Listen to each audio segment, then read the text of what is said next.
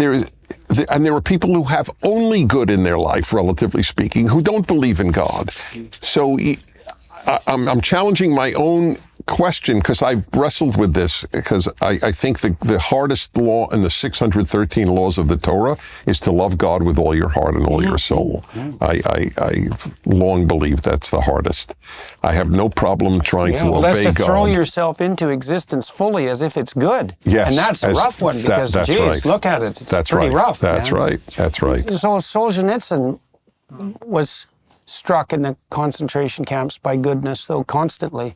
And it was out of that seed of the observation of goodness that the whole Gulag archipelago emerged, and therefore, in no small part, the fall of the Soviet Union. That's a prophet. Solzhenitsyn is a prophet. Yeah, and he said that he really noticed particularly, and he was atheistic when he went into the camps, that the devout religious believers were able to maintain their moral integrity in camp. And physical. Often, yes. Yeah. Not always, because he said, no, let's not push this. Sometimes people just got shot. Yeah. But he saw people, and he tells very compelling stories of people who thrived and became healthier in the face of the privation under the ultimate moral authority of their own shining soul. And the stories in the Gulag, especially in Volume 2, they're unbelievably compelling. And Frankl said similar things. And Solzhenitsyn was particularly careful not to say, that doesn't mean I'm saying that everyone who failed because of their moral flaws, or that purity of heart would necessarily save you.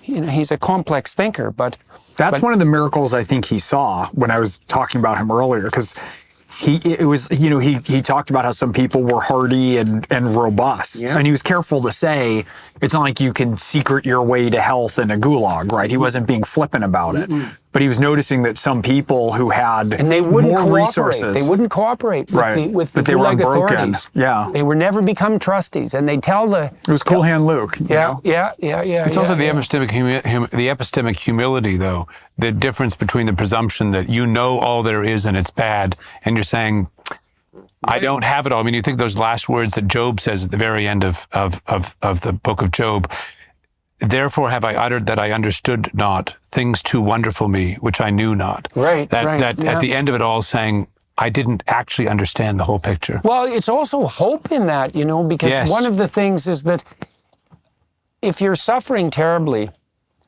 there's two options in front of you in some sense. One is you're suffering terribly and it's unjust, and you're suffering terribly because the cosmos itself is flawed in its fundamental structure. And that's really Cain's complaint against God. The other possibility is you're suffering at least in part because you're not everything you could be. And that's a terrible burden to take onto yourself, because it's the burden of your own suffering. But it's also unbelievably hopeful, because it could be that, I think maybe Frankl recounts that story. I don't remember where I read it. A woman who visited a psychiatrist and who said to the psychiatrist, I really hope there's something wrong with me. And the psychiatrist said, why? And she said, well, if there's something wrong with me, there's hope, because I might be able to fix it. But if there's something wrong with the structure of existence, so I'm fated to suffer in this way, then everything's despair. And the people that I have seen who've transcended their tragedy and malevolence that have pursued them, they did have that sense of their own ignorance, even with regards to the conclusions they drew about their suffering.